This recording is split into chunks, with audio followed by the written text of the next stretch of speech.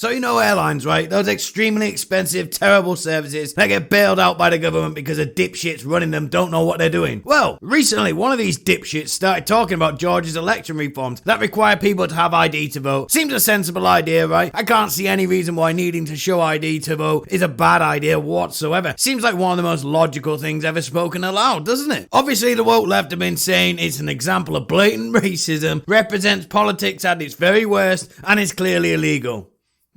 Pressing X to doubt here. It's definitely not illegal. Most countries require ID to vote. It's kind of shocking America doesn't. And racist. These wokest cult members are the epitome of racism itself, because these rules make it harder for them to cheat. In an act of desperation, they're just saying, straight up, black people are too stupid to get an ID. That is literally what they are saying. It's nuts the level of racism these people would go to get their own way. Anyway, the Delta CEO, Ed Bastian, had to get in on the virtue signaling action and said this. After having time to now fully understand all that is in the bill, coupled with discussions with leaders and employees in the black community, it's evident that the bill includes provisions that will make it harder for many underrepresented voters, particularly black voters, to exercise their constitutional right to elect their representatives. That is wrong. Well, I guess your company is terribly bigoted and full of racisms then, Edward, seeing as you need to show ID to get on the plane. How disgusting of you, oppressing black people's right to travel. This guy's a clear white supremacist, guys. So Ed outs himself as a massive racist. I don't make the rules. Requiring ID is racist. That's what he thinks. And it gets worse as his stupid, please give me attention for being a good little woke boy speech had quite a backfiring effect. So upon hearing the CEO of Dipshit Town's statement, the Republicans in Georgia voted to strip Delta Airlines' huge tax break for jet fuel, which was worth tens of millions of dollars. Oops. It's almost like you shouldn't bite the hand that feeds you when you're trying to impress your little woke buddies, isn't it? What a fucking idiot. Instead of shutting the fuck up and just running this shitty airline, you know, what he's supposed to do, he had to pontificate on something that has nothing to do with him, and that ends up costing the company millions and millions of dollars. These woke people sure are dumb, aren't they? Anyway, that's it for today's video. Don't forget to like and share the video and subscribe for more content like this. Thanks, boy.